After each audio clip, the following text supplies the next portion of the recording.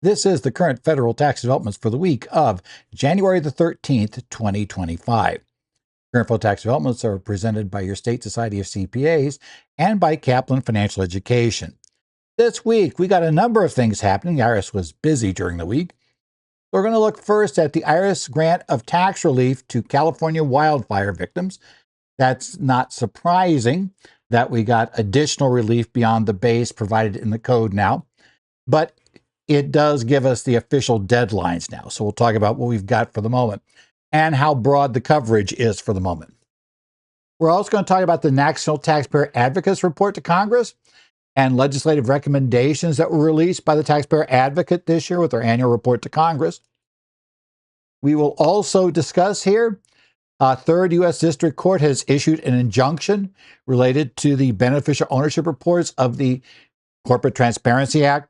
This one probably won't make a big difference unless Supreme Court comes down in a very narrow ruling that could impact this. But otherwise, I think we're probably just seeing this as just out there, may provide protection for the two plaintiffs in the case. In this case, we're going to talk about the tax court finding a building was not a certified historic structure as defined by Section 170H. So we'll talk a little bit about that background in a new reported tax court case. We also will get into a position where a taxpayer on an exam ended up asking the IRS potentially to refund the money, depending upon whether the treatment in question would be a method of accounting or not. The IRS issued the refund, which would only be due if it was not a method of accounting, but an error. And then the taxpayer tried to recover funds related to the years that were closed to adjustment. So we'll talk a little bit about what the issue was here, which is a very odd part of the code that we're not going to spend a lot of time on details because most of you are probably not working with taxpayers that have taken over failed financial institutions with federal government assistance. But then we'll talk about why method of accounting versus error is an issue and why that was such a big deal here. And definitely it cost them a bit of money, shall we say, the ruling the way it went. We have the Seventh Circuit upheld the imposition of a fraud penalty for overstatement of withholdings. The taxpayer had worked a unique view of how to do a tax scam where you overstate your withholdings and you overstate your wages. And that can get you a refund if done properly. So you didn't understate your income or understate your tax, right? So can't really get a penalty for understatement of tax. Turns out, yeah, you can. We also have the court found that this one goes above and beyond. Another fraudulent one. But this case, the taxpayer submitted digitally altered false documents, which the court found sustained a fraud penalty. Yeah, faking the documents, generally not a good idea on an IRS exam, but, well, she took the risk and didn't work out well. We also have the IRS updating the Section 530 employment tax liability relief guidance. Now, that is not Section 530 of the code, but rather Section 530 of the 78 Revenue Act. We've got it inside the materials and inside the notes, so we'll leave it there.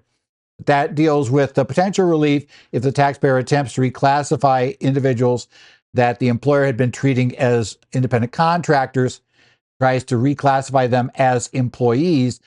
This can provide for some relief. So with that, let's go first off to the IRS grant of relief to wildfire victims. This came out on January the 10th on Friday. It's IRS News Release 2025-10. Entitled IRS California Wildfire Victims Qualify for Tax Relief, Various Deadlines Postponed October 15th. Now, as it says, basically this notice, this news release, tells us about the various filing obligations for those that have been involved in those horrendous wildfire situation in Los Angeles area. This will get a postponement of payment deadlines to October 15th of 2025 for those who live in the disaster area. Currently, it would be those who reside or have a business in Los Angeles County qualify for the relief. However, if in fact the taxpayers in other counties, if other counties are added to the disaster area, those other taxpayers would qualify for that. List of the current counties is maintained in cases like this on the IRS's website. So you want to be sure you double check if you have a client outside of Los Angeles County, but potentially inside, in an area that may be affected by these wildfires, which as I record this on Sunday, things are still not under control. So we're keeping an eye on what's going on over there right now in the whole situation. Tax preparers who are in that area, but are located outside the disaster, but who have clients located outside the disaster area. So you're a tax preparer, you are in Los Angeles County, right, is where you're at, but you have clients located outside of Los Angeles County. Obviously, if your office is now non-existent, you definitely may have trouble getting things done in tax season. Those taxpayers, there is a method on the IRS website that describes how they can get bulk requests basically for relief for their clients by going through what's on the website. So we'll take a look at that. Now remember, it's not necessarily going to be the case that other states are going to grant relief as well. And at least technically, we're still waiting on the Franchise Tax Board to tell us what sort of relief they would grant. Obviously, at the moment, there are probably more important things that they are kind of working up on that. But it is, at least as a basics, probably I'm going to think the Franchise Tax Board is going ahead with this. And what we're going to see is something at least as generous, if not more so. The tax relief postpones filing and payment deadlines that had occurred from January 7th of 2025 through October 15th. So basically, that's the range where things are impacted. That does mean, for instance, things like if you have a filing deadline on January the 15th, you have a fiscal year taxpayer with a January 15th filing deadline, had like an October 15th deadline or an October 31st year end, January 15th. Let's see, actually it should be September 30th year in this C Corp. But anyway, you had that filing deadline that's going to be January 15th. It now gets pushed all the way forward till October 15th of 2025. We'll go through those deadlines. Okay. Now, in addition to any tax return with a deadline in that range, and again, any tax return that has a due date within that range, federal return, is automatically kicked to October 15th as its due date. So you're going to buy yourself relief to what's the normal extended due date. Except remember that in this case, anyone who's affected by this, covered by this ruling, a return that is filed on October 15th will be treated as if it was filed on the original due date. That can make some key differences, some interesting issues, and also for interest payments on refunds has impacts. So keep that in mind. Unfortunately, those in California will probably be very, very familiar with most of those rules, since it wasn't that long ago that we had virtually the entire state of California under some sort of, disaster relief provision, this time for flooding, and other things. So yeah, we had various things happen. But that will include other things. Other deadlines are also pushed back. For instance, contributions to IRAs and health savings accounts would normally be due on April 15th. Those can go in as late as October 15th to 25. They'll be treated as if they went in on April the 15th. Quarterly estimated tax payments normally due on January 15th. And estimated tax payments normally due on April 15th, June 16th, and September 15th of 2025. Those due dates for those payments will all move to October 15th to 25. Penalties for failing to make payroll and excise tax deposits due on or after January 7th and before the 22nd of January will be abated so long as the deposits are made by January 22nd. Now, this one, especially since the situation appeared to be maybe improving on Friday, then the weekend came, and certainly, there are still many, many areas of concern with what's going on over there. We'll see if this one gets expanded. This one I could see an additional change on here, so I'd keep an eye out for the due dates for payroll tax deposits, because it's not really done yet, is kind of how this is going. So we're going to keep an eye on what happens there. The IRS also reminded you in this ruling about some additional tax relief. Not really something that's created by the ruling, but this is just general purpose ideas. Remember, the taxpayers who suffer uninsured or unreimbursed disaster-related losses can choose to claim them either on the 25 or the 24 return. Obviously, claiming on a 24 return, could get you access to refunds quicker than claiming on 25. But if for some reason your 25 income is going to be higher, then obviously it might be better to have it on 25 return. You have a choice, either one. The loss obviously took place in 25, but you can go back to the prior year for that. Qualified disaster relief payments are generally excludable from gross income. And also, there is special retirement plan relief. Remember, this was an addition made to the law. This was with Secure 2.0, put this one in. But open up a general disaster relief issue for qualified plans. So if you are in a retirement plan or an IRA, you may be able to take a special disaster distribution that would not be subject to additional 10% early distribution tax. Also be allowed to spread the income over 3 years. So remember, those rules are also in place for the moment, at least. And this is probably something not that if you have a client who's been impacted directly by this, that's probably not their instantaneous issue, is thinking about these things, but it is something you're going to be talking with them during the year as it comes up. Next up, this is the time of year that we get the National Taxpayer Advocates report to Congress and their Purple Book with legislative change recommendations.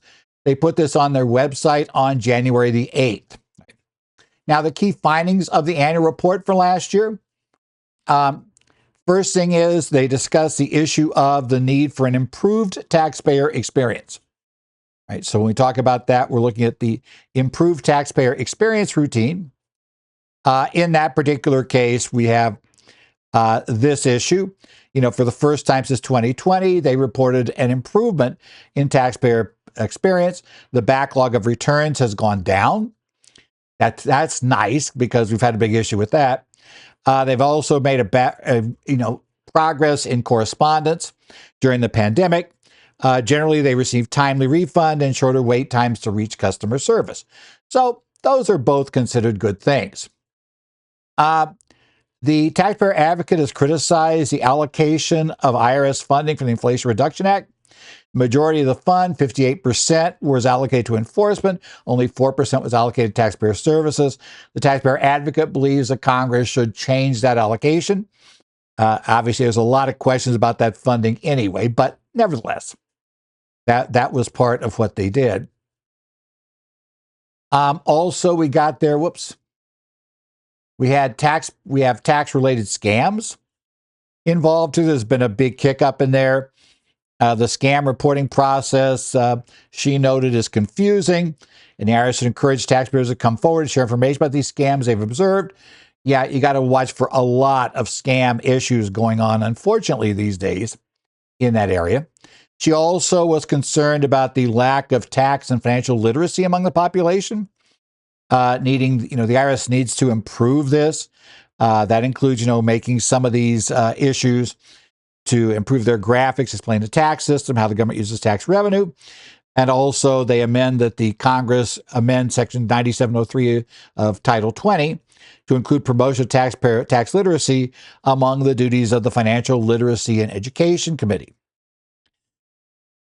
She also noted some issues with civil penalty administration, right? The IRS is civil penalty administration. The folks have shifted away from using penalties solely to encourage voluntary compliance. It's now, she believes now is the time to reconsider the existing penalty regime and develop better information on how penalties affect taxpayer behavior, right?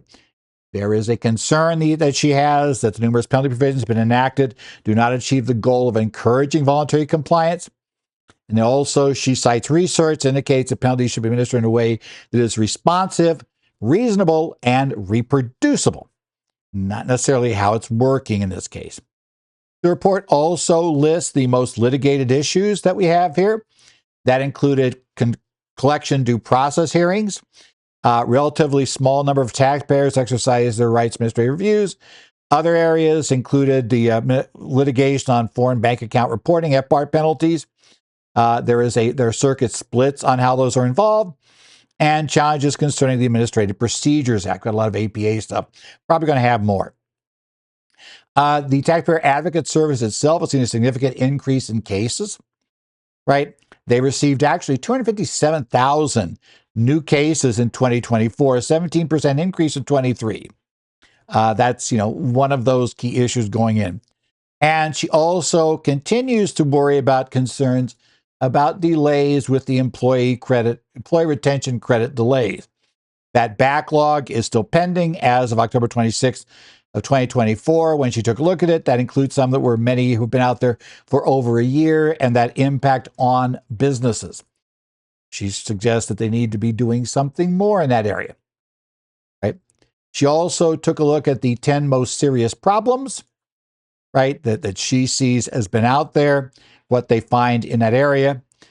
Those serious problems that she noted include that issues that include her 10 most litigated problems include some of the things already discussed, but the employee retention credit, delays in return processing, tax-related ID theft, taxpayer service, scams, IRS challenges in hiring, processing individual taxpayer identification numbers, and again, tax and financial literacy, civil penalties, and criminal voluntary disclosure programs. The most litigated issues that she found also noted those, and she has that list is also in her report. So we have all of those things coming up together. Now, the Purple Book has legislative recommendations, right? These are changes that she wants to see in the law. Those changes include some sort of litigation allowing the IRS to regulate tax preparers to assure the preparers have base competency. Okay, that's not one I see as likely to get passed, but she's pushing it by noting that apparently there are a lot of not necessarily the greatest preparers out there, and that it would be better. This one is mainly kind of I guess, to emphasize the importance move. It sounds good. This sort of thing Congress might do just because it's simple. She suggests that the Taxpayer Bill of Rights be moved out of Internal Revenue Code Section 7803A3 and be made the new Section 1 of the code. That'll foul up some cross-referencing, but basically the point is to make it important that those rights are front and center in the code. I could see Congress doing it. I'm not sure it would change anything, but it sounds good. So, we'll kind of do that. Now, she also wants a power for the Taxpayer Advocate Office so that they could have access to information, right? Modify Section 7803C to clarify that they have the right to participate in meetings between taxpayers and the IRS and to access tax returns and tax information. Currently, the problem is that privacy rules, it's not clear that TAS really has a right to be involved in any of those. That complicates matters and makes it a little bit messier. She also wants the agency to have the right to file amicus briefs in federal tax cases to share their views with the courts. Those are the friend of the court petitions that are filed currently. They don't have that authorization to submit such briefs in litigation. They need to stay out of it. Under current law, the rule would prevent them getting there. She thinks they should be allowed to go in there. Several recommendations she has for penalty administration. One recommendation calls for clarifying the supervisory approvals required under 6751B before proposing penalties. There's been a lot of back and forth. We know it's required. The catch is what's adequate, what's not. Some clarifications there. She also recommended that the assessable penalties be subjected to deficiency procedures. With regard to ITIN assistance, she recommends that the Congress authorize use of VITA grant funding to assist taxpayers with applications for individual tax identification numbers when necessary. She also recommends that the law be changed to expand the time period, request a collection due process hearing, and file a petition challenging a notice of termination in the tax court. When it comes to IRS issuing third-party contact notices to taxpayers, she believes that the law should be changed to require the IRS to specify the information needed when issuing those notices to taxpayers. Also looking for modifications to innocent spouse relief. She suggests that taxpayers may raise innocent spouse relief as a defense in collection, bankruptcy, and refund cases. The Congress should clarify there. And she also is asking for an expansion of the tax court's jurisdiction, right? To allow them to hear refund cases. Currently, they can't. If you're suing for a refund, like let's say an ERC refund, you're not allowed to take the case there, right? Now, if the IRS is coming back to collect money from you after they refund you the money, then you can get there. But if the IRS has disallowed your claim for refund, any litigation has to take place inside of the U.S. District Court system, which is a more expensive, complicated system. She would prefer that this be allowed in the tax court. And she also would like to have them determine overpayments by non-filers who have filing extensions, that they could make those determinations. So that's her report. It's available for download if you want the whole thing. Both the Purple Book and the report are both on the Taxpayer Advocate's website and available. Next up, well, this is kind of so a little repetitive, but we'll tell you about it. This is a case of Smith et al. Versus U.S. Department of the Treasury, case number 6:24CV00336 from the U.S. District Court for the Eastern District of Texas.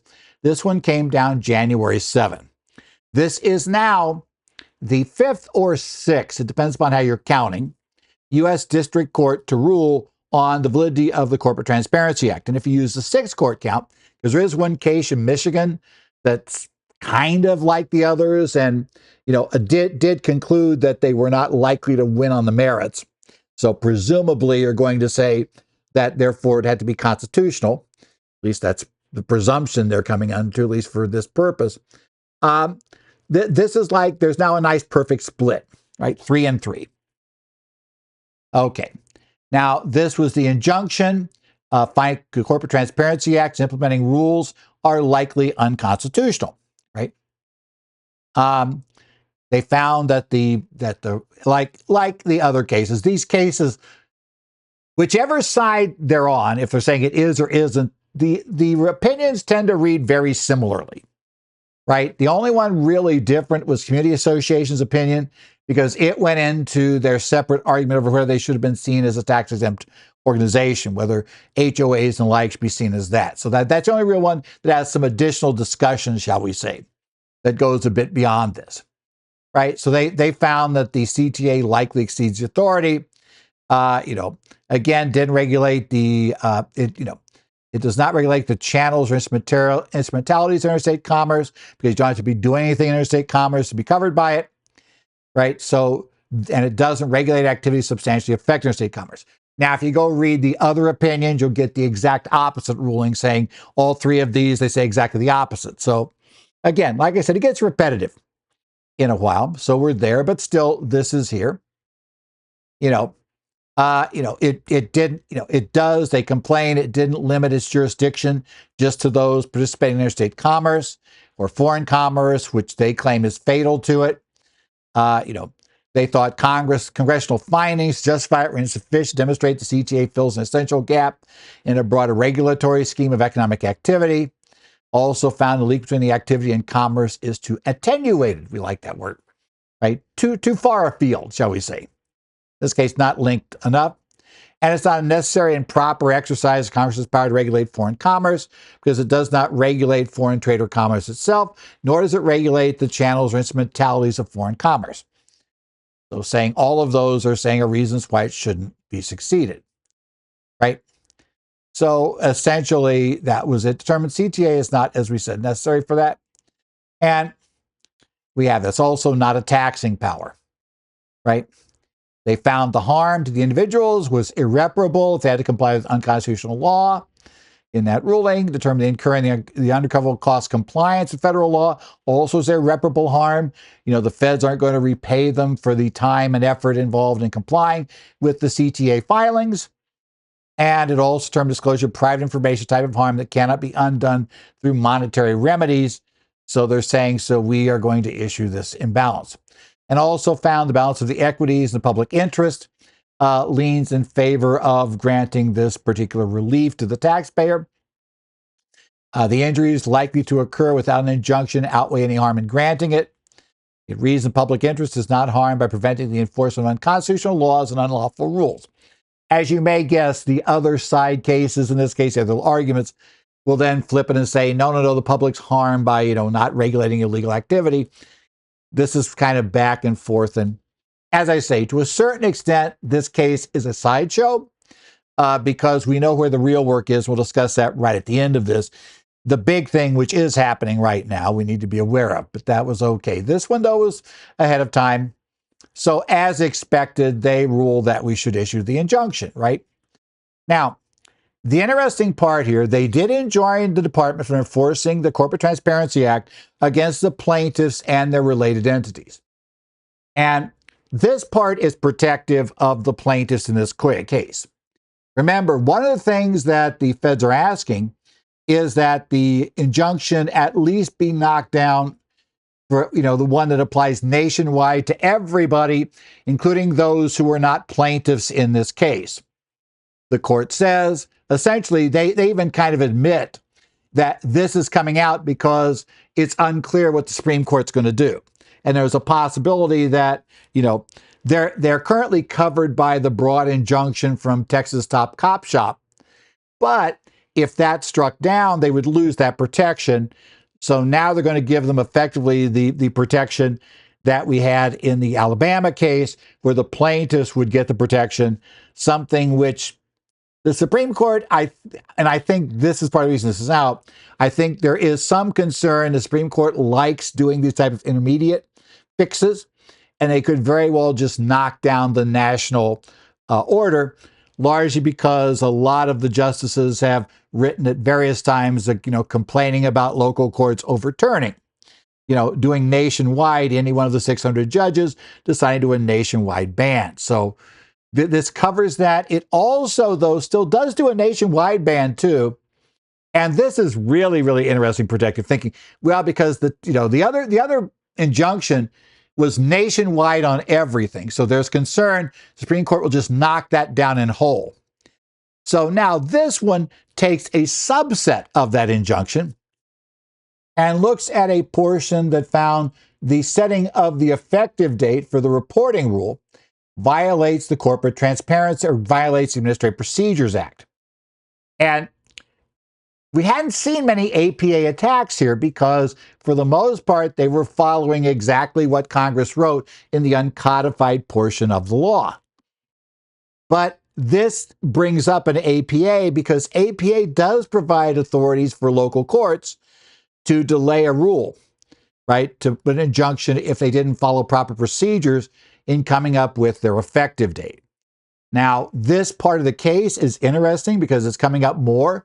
We also saw it, as I'll mention here in just a second, we also saw it in, and I should, I guess, mention right now, in the big thing that happened this week, which is we did receive the answer from Texas Top Cop Shop and the other plaintiffs in their case, basically answering what the U.S. Justice Department had filed with the Supreme Court. Their answer to that in opposition to removing the injunction, right, and taking it away. And they spend time now, suddenly in their brief this time, I began to notice more emphasis on this Title V USC 705, the Administrative Procedures Act, side of this. I'm thinking that there is concern that, Supreme Court is not happy about all of these, blocking everything from the top, especially blocking laws passed by Congress. So they're now going to develop the APA argument. So this is just an agency action. Of course, as a practical matter, I think at best you get a 1-year delay. If I remember, under the APA, Congress gave the agency the right to set the effective date, but it had to be on or before, no later than January 1st of 25, which would then mean the filing deadline, January 1st, 26, whatever, under that structure. So that would be a minor that'd be a minor one if gotten, but still interesting. Now, as I said, we did get the answer, and that's where the real issue is coming up. The Supreme Court now had had the filing from the Justice Department. We now have the answer that came back from Texas Top Cop Shop, etc. We've had a ton of amicus briefs. I gave up counting them after a while on Friday. We were up to at least 12, and more came in later. So, we're up to quite a few amicus briefs in the case. We'll just have to see how quickly the Supreme Court acts on this. Friday, they were tied up with this, this whole TikTok thing. So we still have, they're still waiting on this part. But I expect the Supreme Court ruling to be the key. Obviously, there are various things the court could do. They could tell Justice Department, nope, just got to wait on the Fifth Circuit. They could actually decide to rule on the underlying case, which would be nice, but I don't think is likely. It'd be great for the Supreme Court to do that because they're where this will ultimately end up, I think, without doubt, but they don't like to step in too early.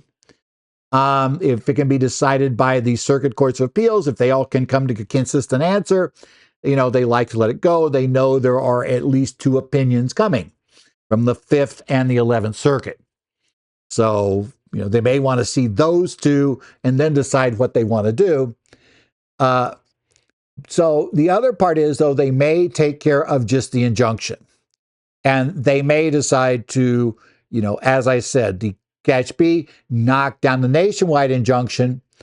But then we immediately have this one come up unless they also basically deal with the Administrative Procedures Act and decide if that would be a valid part of the injunction. And they could then modify the injunction to only, to go ahead and still bar the effective date under 5 U.S.C. Section 705. Yeah. In essence, I'd keep an eye on the Supreme Court, is what I'm saying currently. That's where we're likely to see things. But there is this case, and keep this in mind because the Administrative Procedures Act, injunction here, the APA injunction, which is, not as broad as the nationwide injunction that the Texas Stop Cop Shop case had issued, that could complicate matters. So keep an eye on what goes on. It could make it a little messy. Okay. Next up, we have a certified historic structure ruling from the tax court. This is a case where the tax court, in the case of Capital Places 2 owner LLC et al. Versus Commissioner. This is a reported tax court case, 164 TC number 1.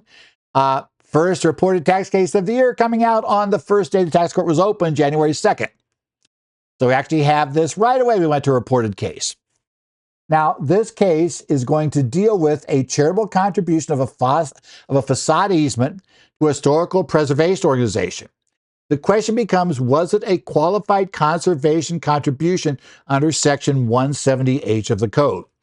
Generally, you cannot claim a deduction for a charitable contribution if you only give a partial interest, right? You don't give all of your rights in what you gave the charity, but rather you only give a limited subset that normally is not considered a charitable contribution under the code.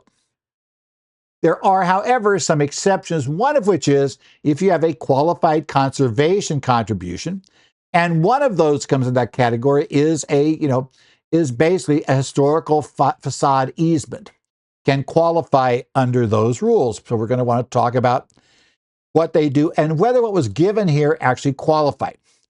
Now, in December of 2014, CP2, that's what they referred to it in the case, the plaintiff donated a facade easement over the Manson building, an early 20th century structure located in a historic district of Columbia, South Carolina. So this is a building in a historic district, right? Identified historic district of Columbia, South Carolina. Now, they claim this facade was basically, the easement was worth nearly $24 million, and they claimed that on their 2014 return. Okay. Now, that building in question, it was described as an early 20th century building located in the historic district, which, we're there. The deed stated the building was a contributing resource of the Columbia Commercial Historic District, which was listed in the National Register of Historic Places in 2014. And so it's important to note that it was in that district. Now, the deed, though, is what states that this was a contributing resource, right? Important building in that area. We don't have any government saying, any government agency saying that, or the Department of the Interior saying it. We just have it from here. And the building itself was not individually listed in the National Register. It just happened to be in the historic district, right? Now, the easement deed, it specifically is limited to the building, facade, and development rights. The stated purpose was to ensure the facade was retained and maintain its rehabilitative condition exclusively for conservation and preservation purposes. Okay. It also specified that the easement was intended for the scenic, cultural, and historic enjoyment of the general public and to prevent changes inconsistent with the building's historical character. All of those things. Now, the IRS argued the donation itself was not a qualified conservation contribution. And they said the big issue was this is not a certified historic structure. Remember, we've got to meet one of the categories to allow this partial contribution to work, and this easement, we're trying to get it in under the certified historic structure rules, right? To qualify, a building must either be listed in the National Register or, and we know it's not there, or be located in the Registered Historic District, it is that, and certified by the Secretary of the Interior as historically significant to the district. The second clause there is going to be our issue, right? It's located in the district. There's no question about that. But yeah, we have a little problem here. The building itself, not in the register, so we can't get into the first route. Everybody agrees it's not in there. Nobody disputes. This building itself has never been listed there. The IRS stated, and the plaintiffs never came up, or I should say, the taxpayer didn't come up with an alternative. They never, Secretary of the Interior had never certified the building as being of historical significance to the district. Essentially, that doesn't exist. It's not there. Right. Also argued that the deed did not protect a historically important land area, right? That was one of the issues. The IRS noted that the taxpayer, could not unilaterally amend or alter or amend the for conservation purposes listed deed after the fact. So that was fine for them. And the core of the case divides a qualified contribution, which says for its requirement for a charitable contribution related to such a contribution, right? And 170H1C requires that a qualified contribution be exclusive for conservation purposes. 170H4 defines conservation purposes, and the court specifically analyzed two of the categories that can be conservation purposes, could qualify. First, 170H4A IV. This provides a conservation purposes protection of a historically important land area. That's one option. And as we said in that particular background, and then HC defines certified historic structure, which is the focus of the court's analysis. It states a certified historic structure includes any building, structure, or land area which is listed in the National Register. This one's not. Or any building which is located in a registered historic district and is certified by the Secretary of the Interior to the Secretary of the Treasury as being of historical significance to the district. Those are the ways in. Now, the IRS says very simply, they haven't done either, right? It's not going to meet either criteria. It didn't qualify as a certified historic structure per the court, right? Listing in the National Register, the court noted the building was not itself in the register, but the district was. So merely having, now the question becomes, is it good enough to have the building in the district? It says no. They said if in fact the district, just being a district by itself was good enough, then there wouldn't really have been any reason for the language of the statute. And the plain language of the statute requires the building to be listed, not just a district in which it is located be listed. In essence, why did they, kind of miss that? You list the building. It didn't say it could be one simply by being in the historic district, right? And for the second category, if it's in this district and it's not in the register, but it's certified to be of historic significance, then it could. But the problem there was it was undisputed that they made no written application to the Secretary of the Interior for such certification. There's no evidence such certification was ever made. They just had kind of the self-statement in the deed stating that it was significant. And the court's not going to worry about whether it is or isn't. The court says the law requires the Secretary of the Interior to make this call, and he didn't. It did not protect a historically important land area. Had not demonstrated the deed language protect an area of historical importance because they didn't meet any of those criteria. They also noted that its readings of historically important land area would swallow the more specific definition of a certified historic structure. If you didn't really need to have a certified historic structure, if we just use, historically important land area, in theory, a building is always going to be on land. So the theory being that would just duplicate. As long as you were within something that was identified as historically important land area, all the buildings there would qualify. And they said Congress didn't go that route. They decided to put in secondary requirements, and this building didn't meet any of those secondary requirements. Right? So because of that, right?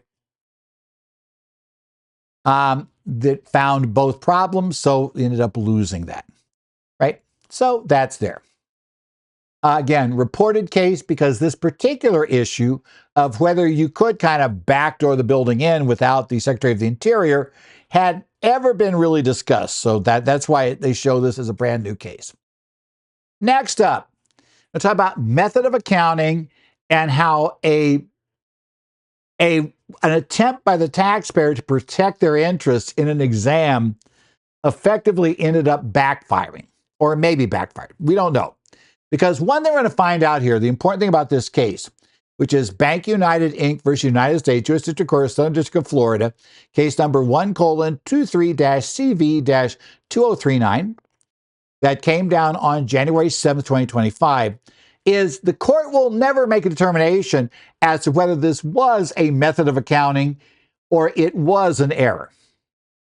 Because the problem is they're going to argue under duty of consistency that the taxpayer was blocked from attempting to benefit from taking the position that this was a method of accounting.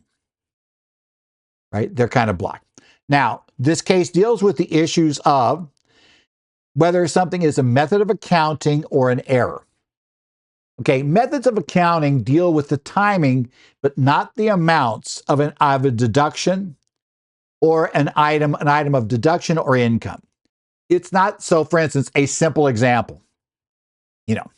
Let's say that your company had been, every time you bought a building, you wrote off the entire building the first year you got it. That would be a method of accounting. And as I said, we're going to be able to eventually write off a building through depreciation.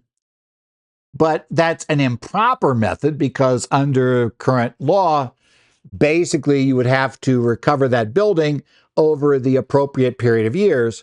But that would be a method, right? An error would be recording the depreciation, not only expensing the building, but then recording the depreciation in later years. That would be considered to be an error of sorts, doing double counting or doing other things or taking a deduction, maybe taking a tax credit that you weren't really eligible for, taking a deduction. Yeah, things like that are errors. It's an error. It's not something that would be recoverable in general. It's just a simple error. Now, generally, the big difference is methods of accounting. You need the IRS permission to change them, even if they're wrong. But when you change them, we make a cumulative catch-up adjustment under 481A, which means effectively, we don't worry about the fact you claimed the wrong numbers in prior years. Let's say if you'd written off that building. We don't care that in the prior years you had not paid tax in earlier years because you wrote off the building, right? Assuming the IRS comes in, the IRS doesn't come in until we're more than 3 years past that date. You didn't do it fraudulently. So that's not the problem. We're still going to go back and force you to add back to income the amount of cost that you should not have yet have recovered as of the first day of the first open year, when the IRS would force a change of accounting. Or if you voluntarily moved for the change of accounting, it would be in the year that you asked for and received permission to do so. That would be your structure. That would be the way it would go. Errors are done by amended returns. You do an amended return. And more importantly, for an error, if the statute closes and the IRS never examined the return, those funds are beyond catch. So that's the concept of an error. But as we'll discover, there is a theory called duty of consistency that can cause you problems with errors. Okay? And that is the other thing we're talking about here today is this covered by the duty of consistency doctrine? Okay? The case involves 597, which itself is not of widespread use. We're going to basically talk about this very briefly. The facts here involved uncertainty over whether the assets should have been included as Class 1 or Class 2 assets.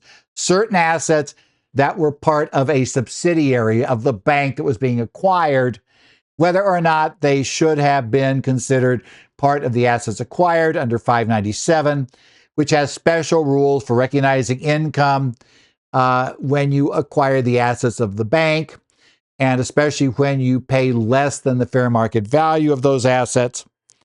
That's going to be kind of one of the things you're looking at there, whether you have to then pick up income in later years. If you end up getting, how you pick up income in later years as you recover that, or the guarantees go away, you get paid guarantees. So we look at that. So they include a broad class of loans in those assets. So the purchase price was less than the fair market value of all the assets that they had received in that case, right? Okay, now, however, if many of those loans should never have been there, then the purchase price would have been more than the fair market value of such assets. And in that case, there is no 597 income. Now, the question becomes, should those assets have been counted? The taxpayer had assumed they should have. They're reporting 597 income. However, on exam, it began to become clear to them that there might be an issue regarding maybe they shouldn't have been included. In which case, then they should never reported 597 income. Okay, that's it, right? So again, as we said, the bank initially took that position and they recognized a gain under 597 from 2009 to 2014 on returns. A later IRS exam took place when 2012 and later years were open for refund claims. And more to the point here is 2012 statute of limitations for filing a refund claim was about to expire, right? It was coming up to expire shortly. Okay, so as part of that exam, they filed a claim for refund because they're trying to preserve 2012 in case the IRS decided that, they shouldn't have had 597 income in that year. Now, as I said, if this was a method of accounting counting those assets in or not, then you wouldn't have had really a claim for refund in 2012. A taxpayer cannot retroactively get that fixed. They would have to get it fixed going forward, right? The IRS could allow them a change of method, but it would be in the first year that hadn't yet been filed, right? A 3115, and if it's not automatic change, they would have to get IRS permission, so it may take a while to get that. But if it's an error, if they simply just made an error, right? An error, it was an accounting method. And in this case, it gets really, really weird trying to figure out which one it is. Then, they need to claim for refund. So they told the IRS, we're going to do this claim for refund. We're putting it on the table that it could be an accounting method. It could be an error. But if it's an error, if you believe this is wrong, if it's an error, then we want the money back from 12, right? Okay. The IRS allowed that claim for 12, made adjustments for 13 and 14. They issued refunds of just under $290 million plus interest. So significant money, right? We had that, right? They didn't issue refunds for 2009, 2010, or 2011. The statute of limitations for those years had expired, but they obviously had reported that income in those years and presumably had hundreds of millions, right? At least a couple hundred million, arguably it would appear, of, taxes paid that now they're going to get no benefit from, right? It's right there if it was an error. Remember, those refunds only make sense if this was an error and not a method of accounting. Okay? The IRS had taken the action that they had requested if the treatment was an erroneous treatment. That's the key thing to remember. They had done that and they had protected. Again, they ended up getting that refund, which they would have lost at least the 2012 portion of, right, going forward. In 2019, they filed an amended return claiming a $1,104,000, $2,063 independent capitalized asset, which they were wanted to write off, right? Now that says they wanted now to treat as a method of accounting to allow deductions to help offset the taxes they had paid in those earlier years.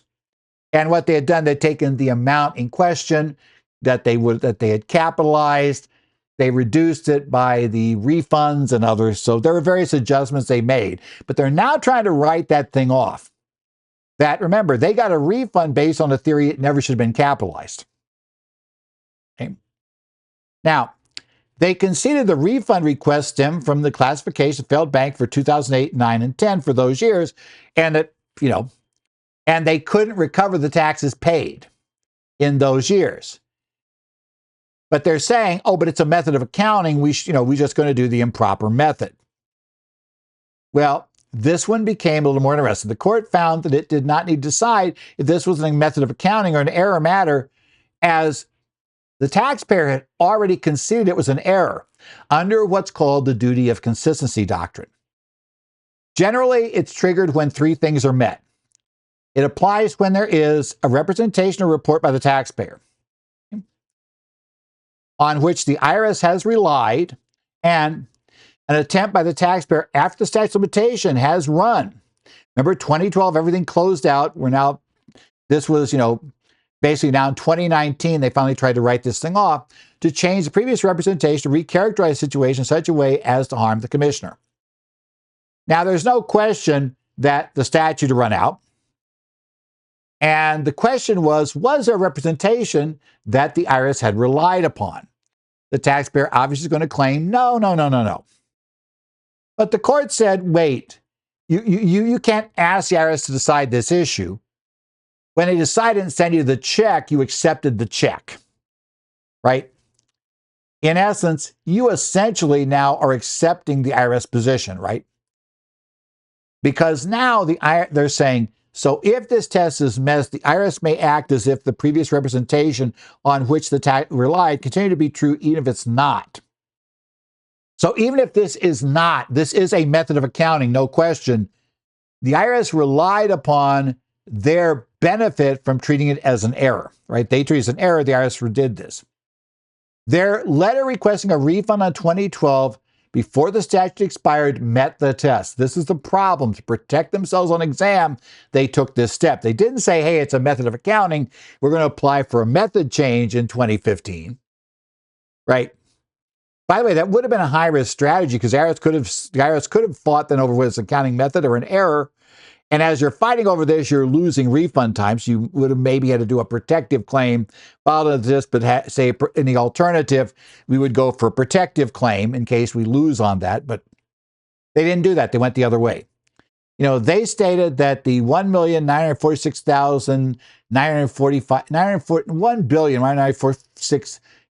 I get this right, $1,946,945,094 of phantom basis assigned to captive REITs loans may be viewed as giving rise to an improper method of accounting or series of errors, right? So they agreed it could be either. Also stated that they requested the IRS determine whether it was entitled to a correction for its previous treatment of the captive loans and whether this correction would be made under the accounting method change procedures or by way of amending the prior tax returns. And if we're going to amend the return, send us money back, right? Okay, that was kind of the The court noted that after receiving this request, the IRS found BUI improperly classified as Class 1 asset and issued them the refunds for the overpaid, for the 597 income for those years. But again, if that was an accounting method, that wasn't what they should have gotten. As an accounting method, they should have been required to ask for permission to change it, and then the service would have, basically had that take effect under the 41A adjustment rules. But that's not what they did. They cashed the check, right? The court noted the IRS relied on the assertion that BUI had made an error when it issued the refund, because they gave it to the IRS, said, just tell us which one this is. And when the IRS said, we think it's an error, we issued a $209 million refund check that it doesn't work unless it's an error. You effectively took the position it was an error. You didn't hold your ground and say, hey, this is a change of accounting method, and we need to be able to go down this path of accounting method change. It needs to be that path. You didn't decide to fight for it, but you also accepted the theory that it was a error because that got you a refund right away that you wouldn't have gotten, unless it was a change of method. So we're kind of going down that path. Because it requested, IRS determined if it was entitled to correction because the IRS granted it a refund based on that assertion. It could not now argue that it followed the regulation under 597 and had a method of accounting. Therefore, no refund, guys. Tough luck. You have a couple of fraud cases here. This is kind of interesting. Just go over from a fraud standpoint. This is Bachner versus Commissioner. The factual background of this case is the taxpayers filed joint returns for 2005, 2007. During those years, Edward engaged in a scheme to fraudulently inflate his income. He overreported his earnings and overreported withholdings. That resulted in refunds, because if you have high enough withholdings, it doesn't matter how much income, right? You're going to get a refund. You're going to increase your refund, which is what he did. In addition, he illegally obtained a dangerous substance and fraudulently procured a life insurance policy. He got federally criminal charged on those, along with the tax issues, right?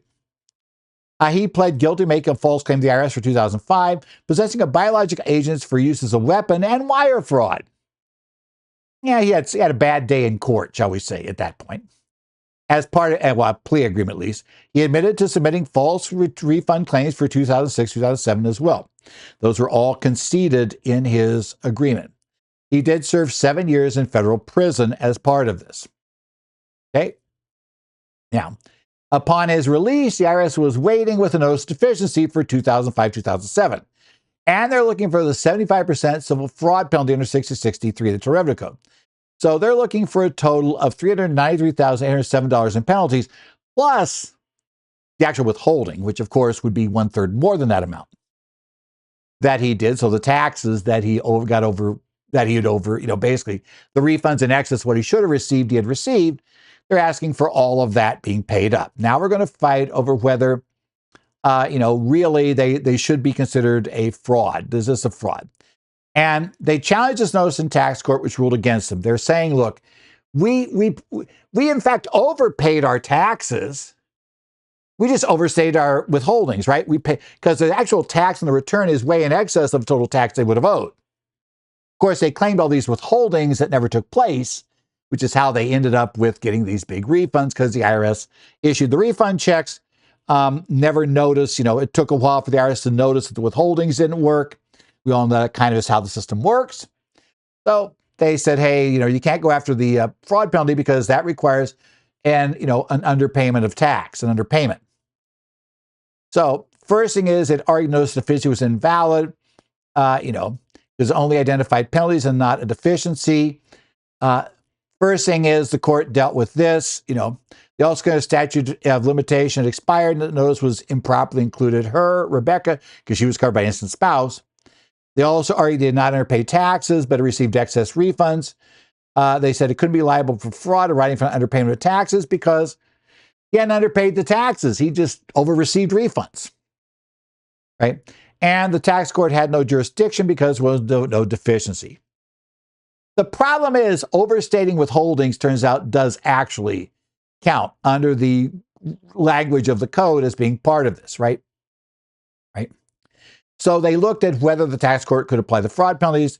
They looked at the evidentiary issues for false returns under their assertion of privilege against self-incrimination. And what the court ended up looking at this in an analysis, it said that Edward had standing because he was already directly indicted. For some reason, they'd include his wife, who's out innocent spouse. So they got rid of her from the case. That's just a technicality at this point, right? The tax court had jurisdiction. There was explained that penalties are treated the same as taxes under 6065 of the code for the tax court's issues. So they're saying, therefore, there was jurisdiction in this case. So basically, that was part of it too. They could file for that. The underpayment, they rejected their argument that they did not underpay their taxes. They noted that under the Treasury Reg 1.6664-2C1, the amount of tax reported is reduced by the excess of the withholdings reported that over the amount actually withheld. So therefore, their taxes were less than they should have reported due to the excess withholdings. And by overstating withholdings, he created an underpayment, and therefore the penalty could apply. That's how this one worked, right? It dismissed remaining arguments, including contention and no sufficiency was invalid because it included Rebecca's name. Also held there was no evidence of bias by the tax court, and the assertion of privilege against self-incrimination was properly overruled in this case. And they affirmed the tax court decision, upheld the fraud penalties against Edward Bachner. Okay. Now we have a second case of somebody with a fraud penalty. This case came from Tax Court Memo Decision 2025-2. And this one is Veen versus Veen K. Chopra versus Commissioner. On January the 8th, this is TC Memo 2025-2. There was a $30,520 deficiency and then a civil fraud penalty, getting the 75% civil fraud penalty of $22,890 was in the mix. The facts of the case, Chopra, a healthcare consultant with advanced degrees, filed a 2019 tax return, reported $188,015 in wages from her employment on her W-2.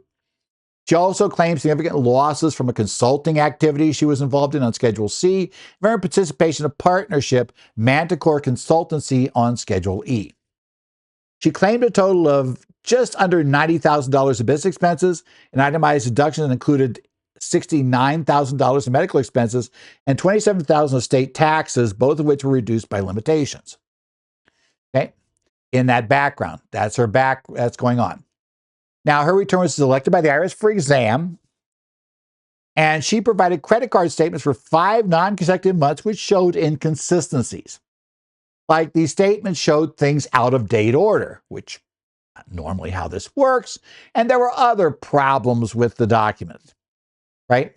She also submitted various documents, including hotel receipts and invoices that appeared altered or suspicious. For example, she had hotel receipts that misspelled the hotel's name. She misspelled Marriott, right? It had it misspelled, and at extremely late checkout times, one of which was after 11 p.m. in the evening, right, of the day she supposedly would left the hotel, and she was charged only for the night before. Again, misspellings, all these look bad, things were missing, charges weren't there, taxes that you would have expected to be on a hotel bill were missing. In essence, it looked totally fraudulent, and we only had 5 months of these credit card statements, right? She had invoice from legal services from a law firm that were basically disavowed by the firm when contacted by the IRS. They didn't issue those invoices, right? They weren't there, that she had them. And she had a purported invoice from United Healthcare for a $68,977 medical bill that was found to be fraudulent. Johns Hopkins Hospital had no record of her treatment. She claimed a deduction based on that disallowance by United Healthcare, and there were other problems with the United Healthcare notice of disallowance. It just didn't make sense. There were a lot of problems with her documents, to put it mildly, right? She was uncooperative during the exam. She failed to provide additional documents when requested, and she did not respond to IRS attempts at communication. She also refused to provide tax returns or documents related to the partnership. Ordered to produce these records, she responded that the additional financial records were irrelevant and that the Manticore tax return was confidential. So we can't show that to you. Okay, that's not going well for her in this case. The court noted that the commissioner's determination and no sufficiency are generally presumed correct, and she bore the burden of proof. She did not cooperate, so she didn't shift the burden, right? There are substantiation requirements for all deductions. The taxpayer must keep books and records that substantiate the expenses, and the failure to keep and present such records counts heavily against the taxpayer's proof, or it can actually kill it for things that require like 274D that are mandatory documentation requirements. It cited 162A, which allows deduction for ordinary necessary expenses of carrying on a business. It said to be necessary, it must be connected to and help the taxpayer's business. It turns out that her consulting Well, her theory for that was why it had no income was, well, really, it was just expenses she was paying for the partnership. And then we get into the whole bit about the partnership, the whole theory about, well, you can't do partnerships unless you have the partnership agreement requires you to pay those expenses. And of course, she wouldn't turn over the agreement because that was confidential. You can see how bad this is going for her in this case. She said a fraud penalty can be applied if the badges of fraud are there. Right? There are various badges of fraud. Found that she displayed multiple badges of fraud. This is the term we use here. Indications that you're trying to basically get away with underpaying your income taxes. She understated her income. She kept inadequate records. She gave implausible and inconsistent explanations. She failed to cooperate with tax authorities. She herself had a lack of credibility, and she created false documents. Court documents. Court said they found they were false. They said that basically counts as fraud. Failing to supply adequate records and falsifying documents is evidence of intent to conceal information from the IRS. Therefore, that would justify imposition of the civil fraud penalty in this case, right? Also found the IRS had received the required supervisory approval under 6751B1. You know what they must now have. And it met the burden of proof by presenting a civil penalty approval form signed by the revenue agent's supervisor, and this occurred before the notice of deficiency was issued to Chopra. Yeah, it's not going well for our taxpayers. She's having a really bad day, right? In the end, the taxpayers sustained the penalties and the assessments. Finally, we have the IRS has issued new guidance on Section 530 employment tax liability relief. This is Revenue Ruling 2025-3, Revenue Procedure 2025-10, both of which were issued on January the 8th. Now, this is updated guidance regarding Section 530 of the Revenue Act of 1978, which is an uncodified provision. It's not in the IRC.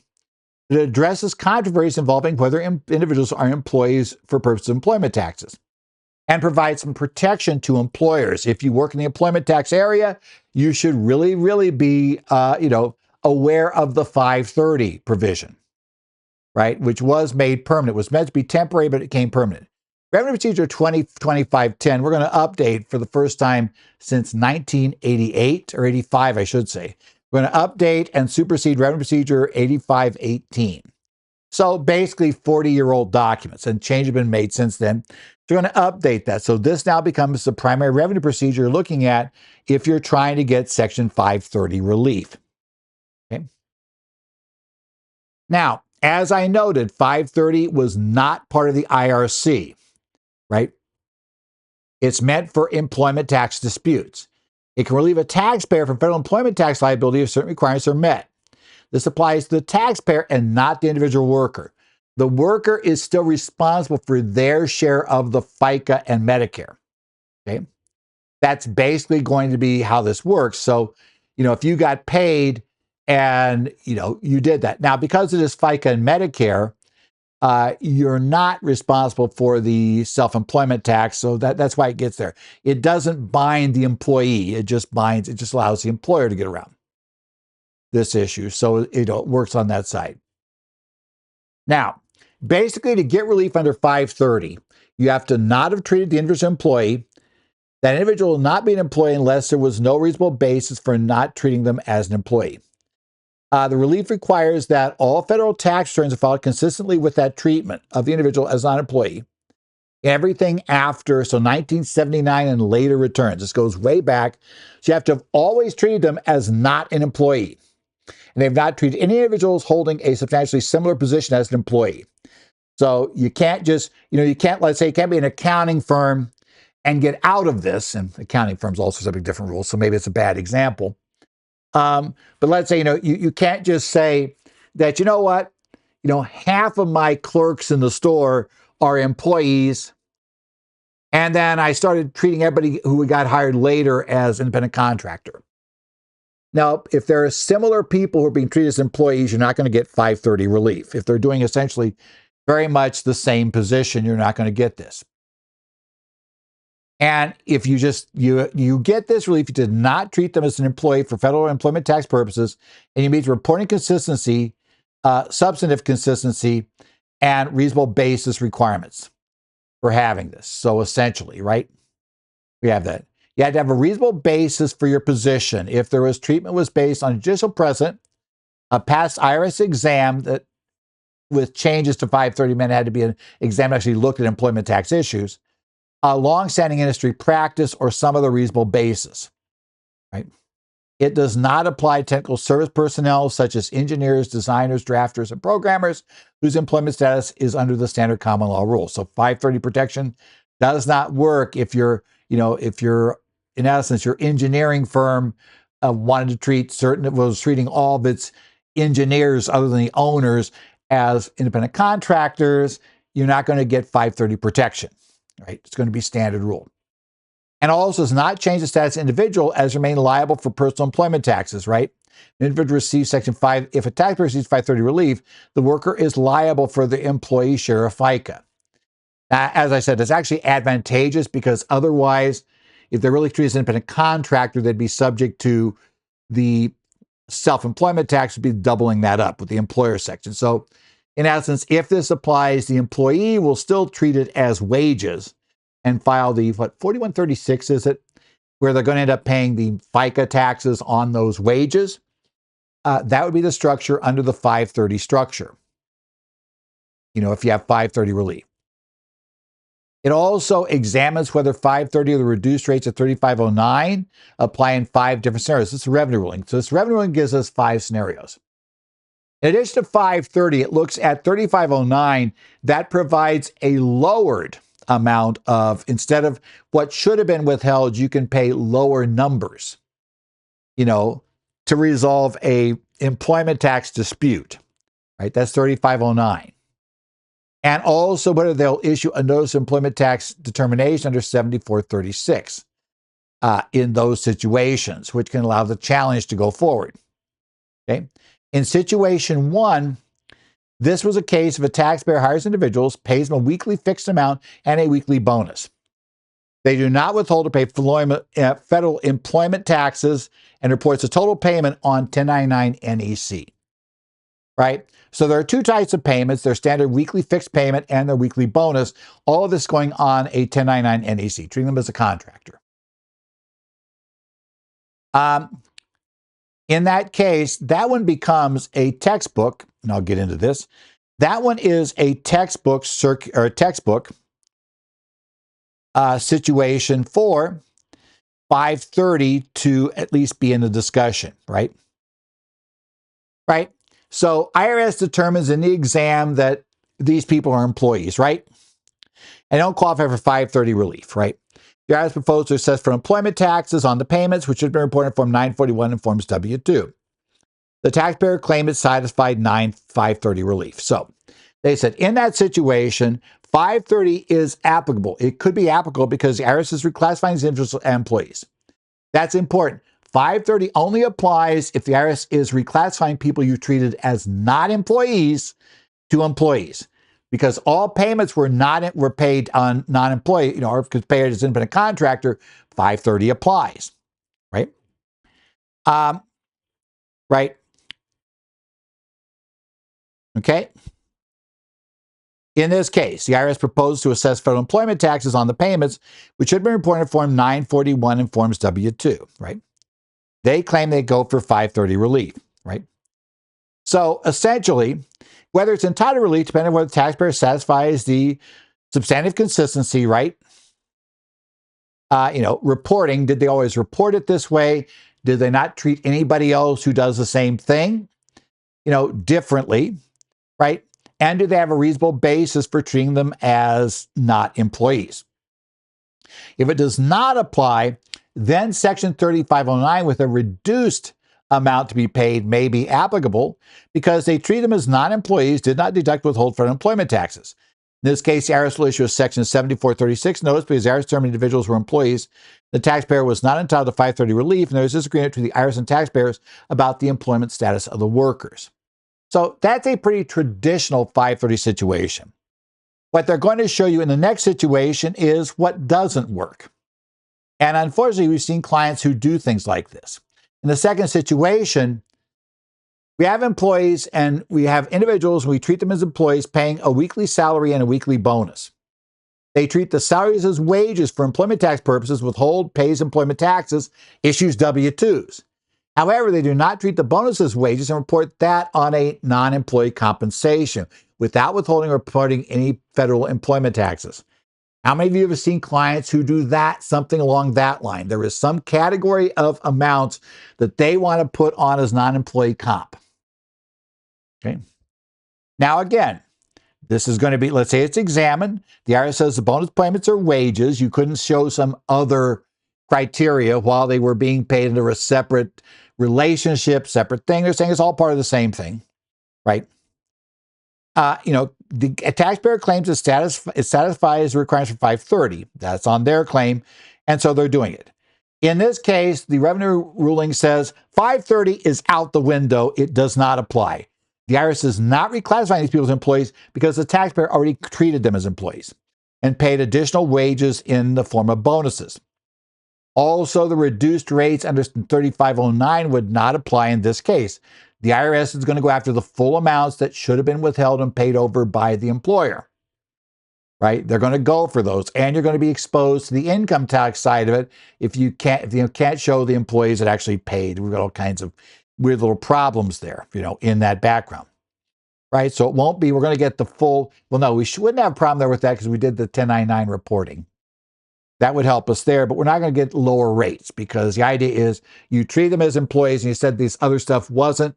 It is. If the IRS wins, they're going to get the big payout. 3509 would not apply, and neither would this, and there's no relief under 530, right? So they won't issue 7436 notice because there was an audit. Termination was made, right? I said we'll issue that notice, issue 3536 notice, right? That'll be it. Now, situation 3, we have the same issue that we had in situation 2. So in situation 3, the taxpayer does not report the weekly bonus on Form 1099 NEC or any other information return. How does that change it, right? Section 530 and 3509 of the code are applicable. We'll issue 7436. Inclusion audit because there was an examination. Termination made the taxpayer was not entitled to relief. And the taxpayer, they disagree. So we have that there. The bigger danger here, though, not mentioned in this ruling, is you're on the potential hook for the fact of wages that they never reported the income, which is potentially a problem.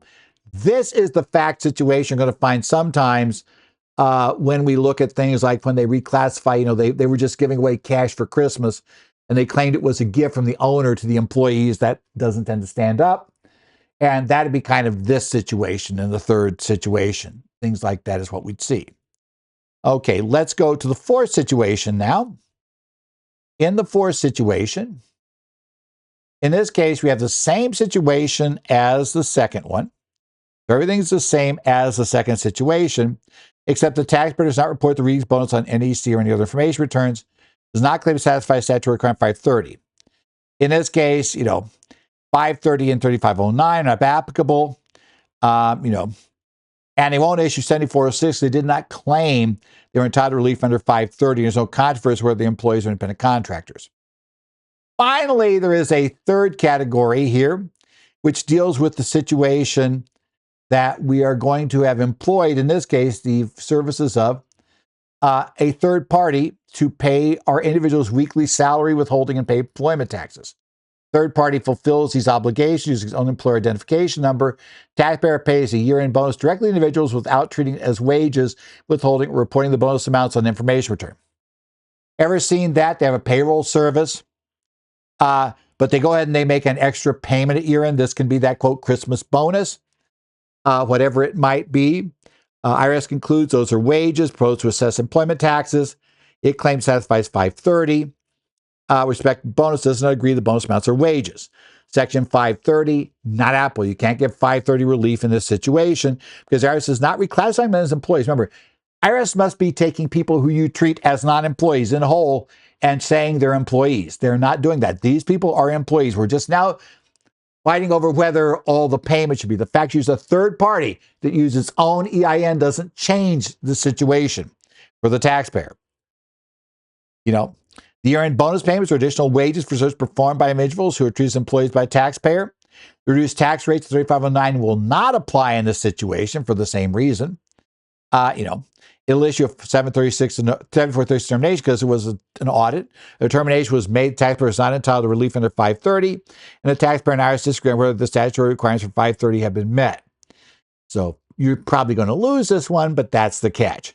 These illustrate how 530 applies. So if you have 530, these are all relevant in that particular background.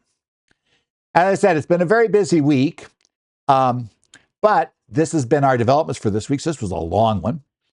Current Full Tax Developments is always brought to you by your state society of CPAs and by Kaplan Financial Education. Remember, I do pay attention to, or take a look at the Connect sites for Arizona, New Jersey, Illinois, Minnesota, and Washington. You can try to reach me at edzollers@currentfulltaxdevelopments.com. Can't guarantee I get back to things. We are hitting tax season now. Things are happening. And we get a lot of IRS stuff going on. So I've got the very end of my tax CPE sessions to do. And then I've got, all of the other tax stuff in the practice. So a little busy now, but, you can try there. Otherwise, we plan to hopefully see you back here next week, talk to you about new developments for that week in question. And hopefully you're having a wonderful year so far. And you're getting ready for the whole start of tax season, which, by the way, I didn't mention it, but the IRS announced this week, January 27th is when they're going to start accepting returns. So you can pencil that in your calendar. So about then tax season goes, we're underway, the fun all starts. In any event, we'll see you back here next week for more current federal tax developments.